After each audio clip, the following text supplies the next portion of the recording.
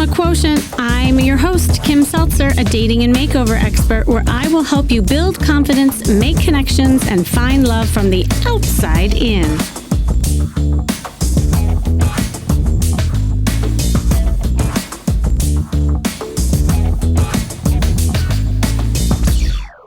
Saying thank you to others is something you learn to say to others when someone does something for you. But how often do you thank yourself? Right? Like thanking you to your body and loving who you are in your body is one of the most important things you can do, especially when you're pursuing a life of self love, wellness, and of course, finding romantic love. And that is easier said than done, especially if you're a woman and we've been socialized to say thank you from others and appreciate others before ourselves, right? And you may have received messages growing up that your worth is outside of who you are, that you should look at a certain way. There's societal messages that are constantly telling you to change to fit a societal accepted standard, right? Like we have all these things going on. Now, if you have been following me and listening to me for a bit, you know that my whole belief is working from the outside in, not in the inside out. So this conversation might be almost, well, wait, Kim, I thought you said that the outside is super important. And my whole belief is working from the outside in because I believe it's the quickest gateway into someone's confidence. When you put on something that makes you feel amazing or move in your body in a way that exudes confidence, it all of it matters, right? Like it markets yourself in a way so that people get to know who you are, and that conversely affects how you feel within. So confidence is symbiotic in nature, you know. But what if you don't love your body? Or on the other side of the coin, what if you don't love who you are? Right? Like it can manifest in both ways. And that is when your confidence and self-worth is off balance. And I've worked with clients of both kinds. And I remember working with a client who heavily relied on her looks and showing off her body in order to attract men. And the problem is that men she was attracting were more focused on her looks and would wine and dine her, treat her like a doll they possessed, but there would never be a deeper emotional connection or care about who she was or how she was feeling. And when we worked together, it was really apparent to me that she didn't know who she was and what she had to offer a man beyond her looks. So, really, we did a ton of work on building her self worth and value from within. Now, conversely, on the other side, I remember a client who hated her body so much that she would cover the mirrors at home. I mean, this was like a profound example of someone who hadn't dated in 25 years. She covered her mirrors because she hated her body and she had so much shame on how she looked and didn't think she was worthy of a man until I put on some sexier clothes, you know, and I made her look in the mirror. And with that, she saw something different. So, you know, from there, I created a monster. I will not lie because I remember she was like skipping through the store. She was changing with the door open. We went on a photo shoot. She was doing these sexy poses. And really, it all started with looking in the mirror and seeing herself differently. And from there, she attracted a guy that treated her well and saw her for who she was outside and in. So, you know, self love and body acceptance is symbiotic, and you can't have one without the other. That's the point. And with me today, I have an amazing woman who empowers women to live their best lives by transforming their relationship with their bodies, who is going to help me talk about this very important concept and how it is so important when attracting love. So, from being a certified personal trainer and a certified nutrition specialist to doing countless photo shoots, landing a lucrative endorsement contract with the supplement company MetRx, and spending those years traveling the country for competitions and fitness expos, She decided to change all of that and that lifestyle after suffering from a crippling anxiety, severe adrenal fatigue, and a burnt out thyroid. And now she is a transformational coach, helping people unlock their potential and step into their magic and greatness. Welcome, Justine Sloan. Thank you so much. I am so excited to be here. Oh, I'm excited for you to be here and to have this conversation. And I just kind of summed up a little bit about you, but there's so much more to you. And I mean, your story, when I was reading online about you, I love your story so much. That's where I want you to start actually, because I think it's just super inspirational. Yeah, yeah. And it's like, I really feel like I've lived so many lives in a short amount of time. Right. So, Right. so really my story, my journey and how I got where I am today, it goes way back to childhood. So when I was 7 years old, just second grade, I put on a lot of weight pretty quickly. And my mom was very concerned, took me to the doctor, and the doctor told her I was overweight for my age. And I can remember sitting there at 7 years old and hearing the doctor say I was heavier than 90% of children my age. So, Mm. right then and there, at just 7 years old, that is when I started feeling like something was wrong with me, something was wrong with my body. And I tried my first diet at just 8. We had Slim Fast in the house, so I was drinking that. I always joke, unfortunately, I was just adding it to like my chicken nuggets and mac and cheese, so it wasn't very Right. effective. Yeah. But then when I got into middle school and then, boys and popularity came into the picture, it became really, really intolerable for me to feel like this chubby girl. I had been teased in grade school and then middle school, I couldn't take it anymore. So that's when I went full force with running to burn off calories and anything I could get my hands on as far as books with nutrition information or eat this, not that, anything I could learn about how to lose weight. I was just absorbing all of it. And so finally, right around 13 years old, I did lose weight. And then I was in a thin body. And at just 13 years old, I received so much praise from adults, not from my parents. They really never commented on my body either way, which I'm very grateful for. But other adults, like even remember the neighbor kids I played with, their dad said, "You got skinny," and high fived me. And so Mm. then at 13, I really solidified, okay, people will like me better if I'm thin, and my body and my weight are extremely important, really reflective of my value. And so that took me into, high school, college, constantly yo-yo dieting, constantly feeling like I was still fighting these, you know, fat kid genes, overweight genes, and like always had to be so diligent about, again, burning all these calories and watching everything I was eating. So tons of dieting, which, eventually led to a lot of binging too, because I was so restrictive. And then it was my junior year of college, I started working the front desk at this big gym in New York. And I was talking to all of the personal trainers there. And that's when really like a light bulb went off. I was like, fitness, strength training, nutrition from a fitness perspective. I felt like that was how I could finally get the body I wanted in a healthy way. So it started out healthy, but again, it quickly went into this obsession.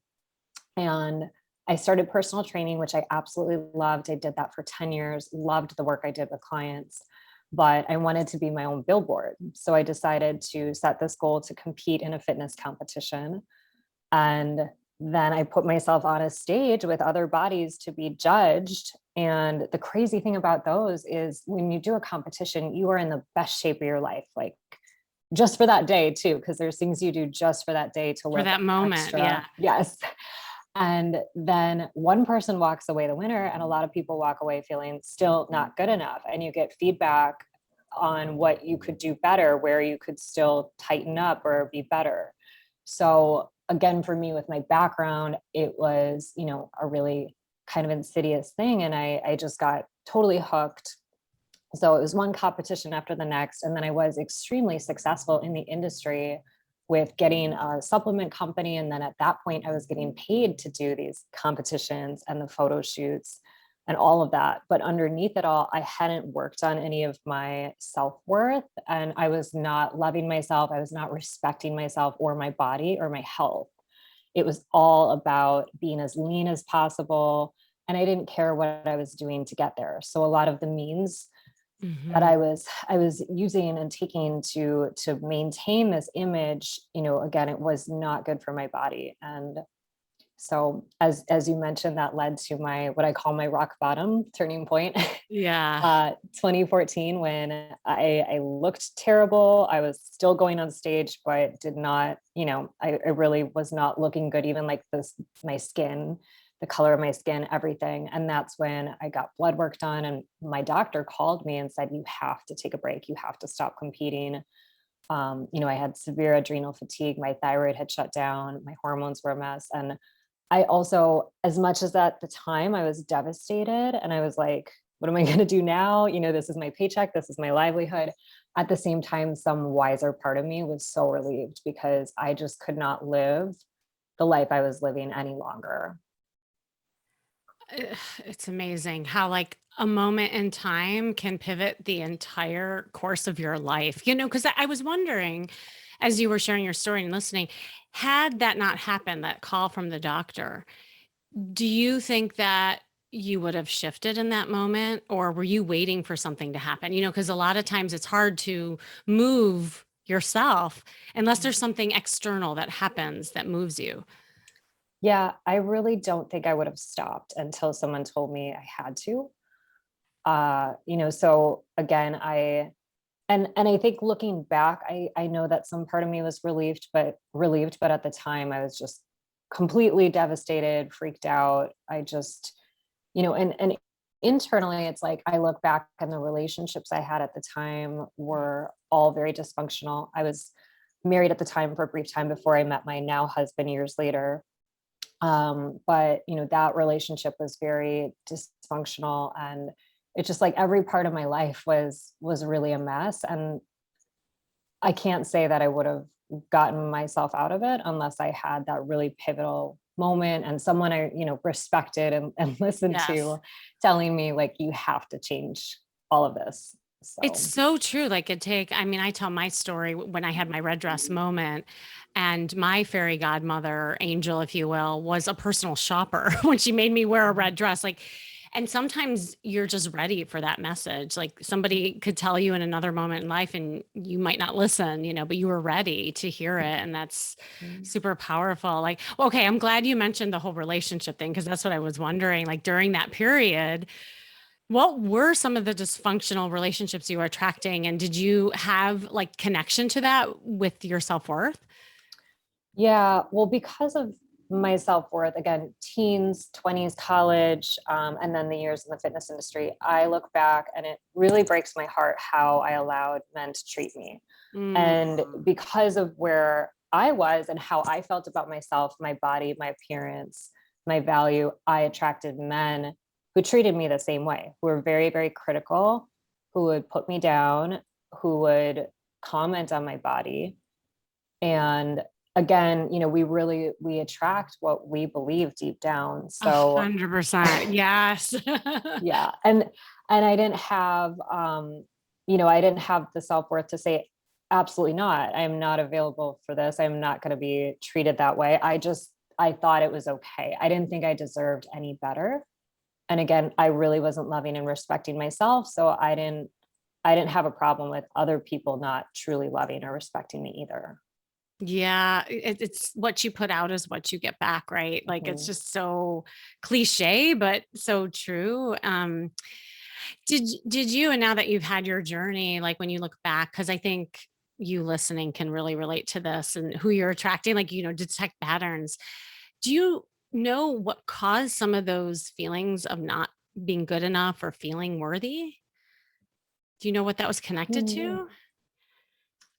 I really do think, a lot of it was this deep rooted feeling of my body being so important. I think that was Huh. really, again, from childhood.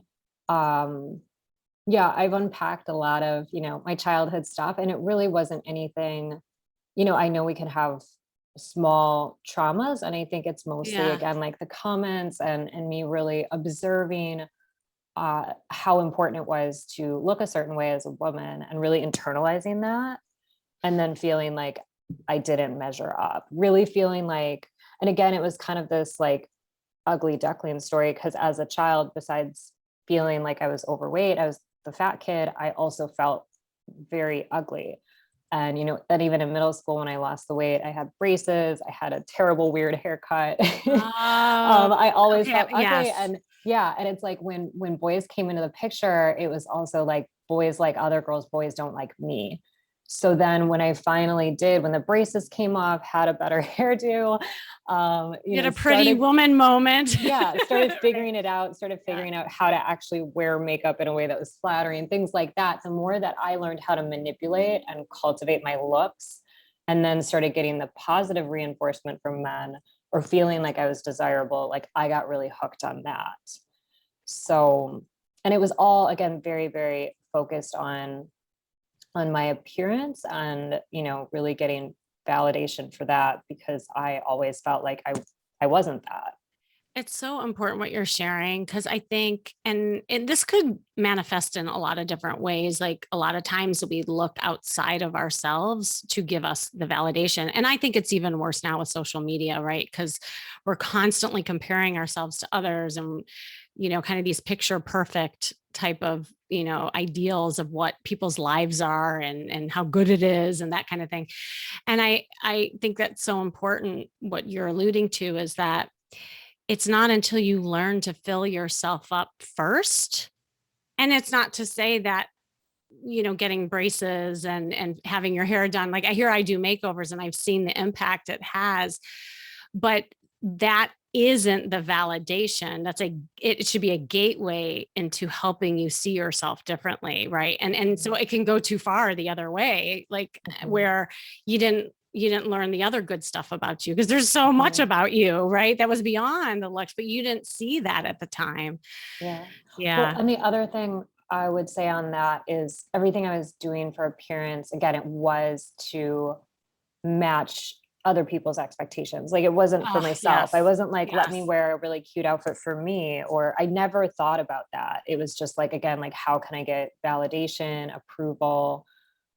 How can I be the prettiest girl in the room? It wasn't about how can I feel good for me, because now I Completely. love all Yes. those things. I love style and getting my hair done and but it's like Yeah. self-expression. It's a very different thing for me where I'm at now in a different place with myself than before, where it was like, really a pressure thing. And again, trying to meet other people's standards. Right. It was for somebody else, not for Mhm, yourself. And now it's for mhm, yourself. That is mhm, so important. I love what you said, the self expression piece. It's almost like using yourself as an art piece and admiring it for you. And whoever enjoys it, great, but that's not going to fill you, kind of thing. mhm, It's so weird. I just got off the phone with a client, and it's a little bit different than what we're talking about. It had nothing to do with looks, but she's been so conditioned to be the caregiver, the people pleaser, that her confidence lives in what she gives to others rather than herself. And so we were just having a conversation about what you just said. It's like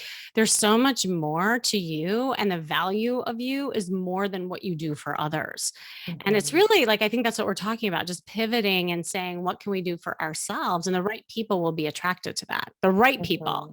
mhm, mhm. Because the ones who Absolutely. are right, like the fixer uppers and all the ones who are the takers, like they'll want you a different way. And it's a good way of warding them off, kind of thing. Mhm. Totally, totally. Yeah. Well, so I'm interested in now because here you are a transformational coach, and I know you help people in so many different ways. What are some of the strategies that you use to help others kind of have that new relationship with their bodies and themselves? Mhm. Well, I love working with women in, really focusing in on the food piece because so many Yeah. women have so many issues around that. We get so many messages from such an early age to stop trusting our bodies, not honoring our bodies. And instead it's like, do this, do that, um, you know, good foods, bad foods, all of that, and not really honoring our bodies. So I'm a big fan of intuitive eating principles. I developed what I call empowered eating methods. So intuitive eating also with what I say is empowering science, like really understanding how to tune into your body, how our bodies work, just, basic nutrition principles. So we can really, nourish ourselves with love and make choices that feel really good from a place of what we want to do, not what we feel like we should do. That's so, So it's so interesting because like you're doing with food with what we're talking about. Like it's eating for you, not for a different purpose kind of thing, is what I think you're yeah, saying. Yeah. yeah, totally. Yeah. And it's really learning how to honor yourself in every way. So, Mm. and really when I work with women on the self-love piece and we start to do some of the healing, some of, whether it's childhood or, growing up kind of, things that happen again, where we make it mean something about ourselves. And we make it mean that we're not worthy, we're not lovable. Very similar to the way you work with women in the relationship and dating arena. It's the same thing when you are really Totally. loving yourself. Sorry for all the sirens. Oh, that's Downtime okay. living. We deal with that here, the charisma quotient, all kinds of sounds. It's okay. Yeah. But yeah, when you are just coming from that place of like what would feel most loving, what would feel most supportive, that's such a game changer. Not like what should I do, what do I have to do, like even the way that feels, it just feels different. Like what would feel most loving right now, what would feel most supportive, like that opens up so much.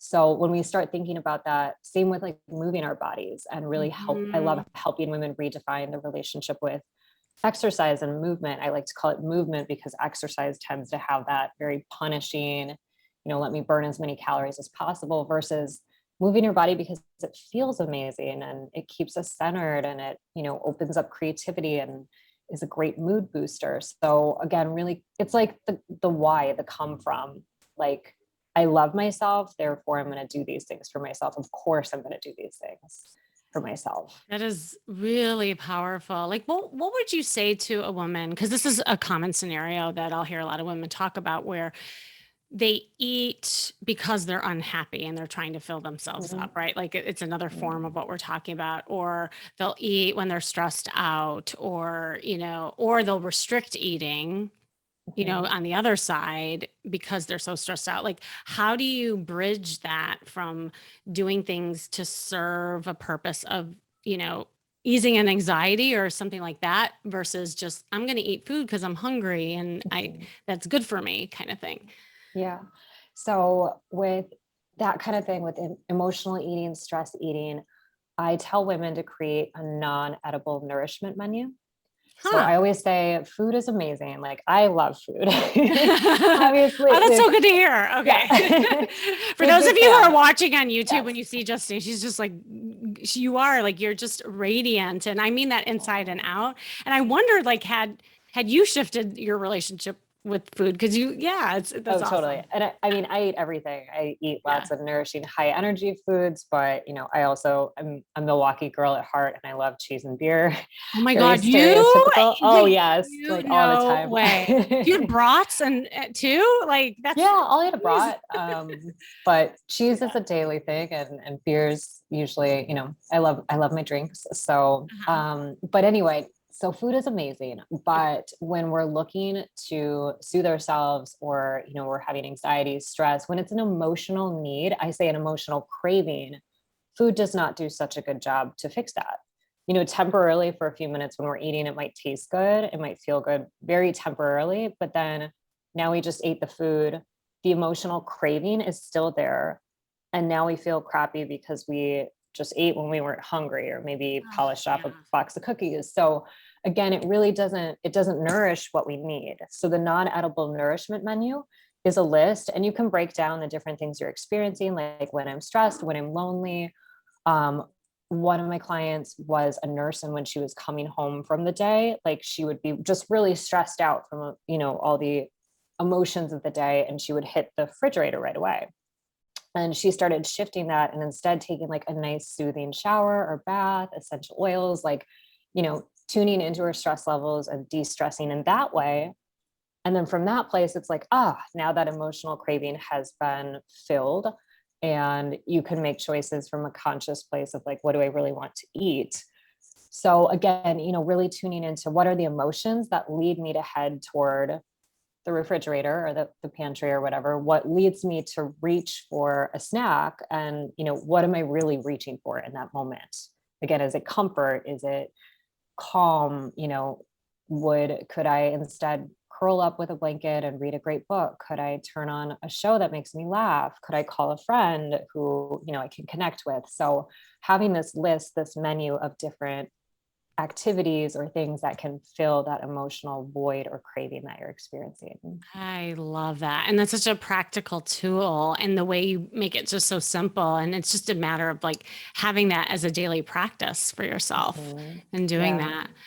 Yeah. Yeah. What were you going to say something? Oh, I was Yeah. going to say it's interesting too, because I used to be an emotional eater and would Oh, okay. binge eat and everything. And it's so interesting because once you realize what you're doing, it kind of like it takes the fun out of the emotional eating too, in an interesting way. Like I Mm. can remember when I was breaking that cycle, I would like go grab something and I'd be like, I don't really want this because again, I know it's not going to make me feel any better. It's like once we have that awareness and it's like I still can have it if I want, I can eat the ice cream if I want, but it was like, I'm good. It's just really interesting how we start to come at it from, like you said, this practical approach and no shame in it. It's like, let's do what we want, but let's be conscious and loving to ourselves. And then things just start to kind of float away, these habits and behaviors. It's a great tool. And what I like, and because I talk about this all the time when, I refer to dating habits that get, developed over time. Really, all this stuff are just habits, and it starts somewhere and then it snowballs and then it becomes ingrained in you. And the only way to really get over a habit is have a strategy that you can put into place, but then it's the practice, right? It's the Mhm. repetition. And so that is awesome. What about, because I know there's a lot of women who might listen to this and say, okay, that's great in theory. I would love to be able to be and look like Justine. However, every time I get stressed out, I just can't do it. Like, how can people start getting out of that negative kind of pattern? Mm. So the biggest thing, and I say it's like the secret sauce, is our story. And it's our story around anything. It's the same with dating. Again, if you Right. say there are no good men out there, guess what? There's Guess no what good you will men. find? No good men. Yeah. Be So careful what you tell yourself. It'll make it yep, happen. exactly. Yeah. Yeah. And so what's really interesting is even all my years in the fitness industry, when I was so successful and even winning shows, winning trophies for my body, I still had the same story. I still believe that if Ah, I ate anything off my diet plan, I was going to gain weight so fast. I believed I had to work harder than everyone else and all these things. And so it was. That was my reality. And if I would slip up and have like I hate the word cheat meal now, but that's what I called them back then, I would see it show up. And I always just thought that was in my head, that like if we eat something and feel really bad about it, it shows up. But there's actually, when we're shaming ourselves and having guilt around it, there are studies that show that on a physiological level too, our body actually does respond to those negative feelings. hmm. But so that really proves too, like what we're telling ourselves, the mind, the body, it's so connected. Our cells, they really do respond to how we're feeling and the emotions we're carrying. They have a vibration. So again, if we've got a story that is really not serving us, a story that's filled with guilt and shame, and I'm always this, I'm never going to be that, it's like that is going to be, that's going to be your whole life. And it is wild because if you told me 7 years ago, even 6 years ago, like you can eat and drink whatever you want and you're going to feel great in your body, I'd have been like, BS, that is never going to be me. You don't know how long I've been like this. I had all this stuff wrapped up in so believing my story. I totally believed it, but I also really wanted out. I really wanted a new story.